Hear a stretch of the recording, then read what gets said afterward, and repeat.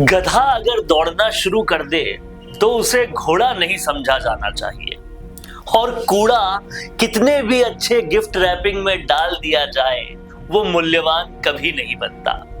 ठीक उसी तरह से सियासत और भ्रष्टाचार करने के वो घिसे पिटे फॉर्मूले जो सियासतदानों को लगता है कि जनता को समझ नहीं आएंगे, लेकिन जनता काफी सयानी है साहब, बस व्यस्त है, थोड़ी व्यस्त है अपनी रोजमर्रा के जीवन में।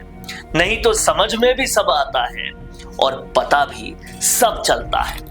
आज ऐसे ही एक भ्रष्टाचार करने के घिसे पिटे फॉर्मूले से पर्दाफाश करेंगे और सारे सबूत के साथ आपको बताएंगे भी और दिखाएंगे भी कि कैसे मंत्री हो या अधिकारी, भ्रष्टाचार पर कार्रवाई करना सिर्फ एक नाटक, नौटंकी, ड्रामा है और कुछ भी नहीं। तो चलिए शुरू करते हैं। जेजेएम घोटाला गहलोत राज का सबसे बड़ा घोटाला था, लिहाजा कुछ तो करना था, तो महेश जोशी को गिरफ्तार कर लिया। सब अखबारों में छप गया, दिख भी रहा होगा आपको। वाहवाही हो गई सरकार की, वाहवाही हो गई प्रशासन की। फिर क्या? फिर उन्हें कुछ दिन बाद अदालत ने छोड़ दिया। अब सरकार कहती है हमने तो भाई पकड़ लिया था, छोड़ा तो अदालत ने है, हम क्या करें? करना और किसी को नहीं है, सरकार को ही होता है। जिन मामलों में उनका मन होता है कि पकड़ा हुआ शख्स पर कड़ी कार्रवाई होनी चाहिए, उस मामले में वो जमकर पैरवी करवाते हैं, महंगे वकीलों से बड़ी बड़ी कार्रवाइयां करवाते हैं, बड़ी बड़ी पैरवी करवाते हैं। और जिन मामलों में अगले को छुड़ाना हो वहां लचर पैरवी होती है। ये बात बहुत आम है, सबको पता है, लेकिन कहीं ना कहीं खुलेआम सामने आने की जरूरत है। अब लेटेस्ट में बात करते हैं, सुबोध कांत अग्रवाल की चल रही है लेटेस्ट बात। 900 करोड़ रुपए के जेजेएम घोटाले में सुबोध अग्रवाल अभी फरार है। सुबोध अग्रवाल अभी फरार है।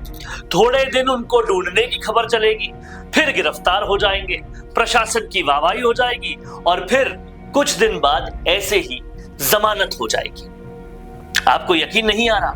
चलिए आपको कुछ सबूत भी देते हैं, सबूत के साथ बताते हैं। वसुंधरा राजे कार्यकाल का एक एकल पट्टा घोटाला था, जिसमें जीएस संधू को गिरफ्तार गहलोत सरकार में किया गया था। फिर क्या हुआ? वही कुछ दिन बाद जमानत और फिर विदेश जाने की अनुमति भी। और सबूत चाहिए? चलिए और सबूत देते हैं। एनआरएचएम घोटाले में गिरफ्तार हुए थे नीरज के पवन, कुछ दिन हुए, फिर जमानत, और अब पुरजोर तरीके से नौकरी कर रहे हैं। यानी आप तिल तिल कर अपनी सैलरी का 30% हिस्सा टैक्स बतौर कटवाओ, उसको मिलाकर करोड़ों रुपए बन जाएंगे, उसकी बंदरबाट हो जाएगी, कार्रवाई का नाटक होगा और फिर सब कुछ खराब पैरवी के कारण छूट जाएंगे।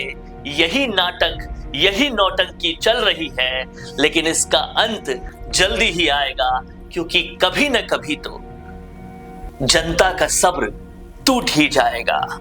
और फिर मैं एक बात कहता हूं कि जनता ये सब जानती है, बस अपने रोजमर्रा के कामों में थोड़ी व्यस्त है। क्या कुछ कहना चाहेंगे आप इस सब पर? लिख डालिए कमेंट बॉक्स पे।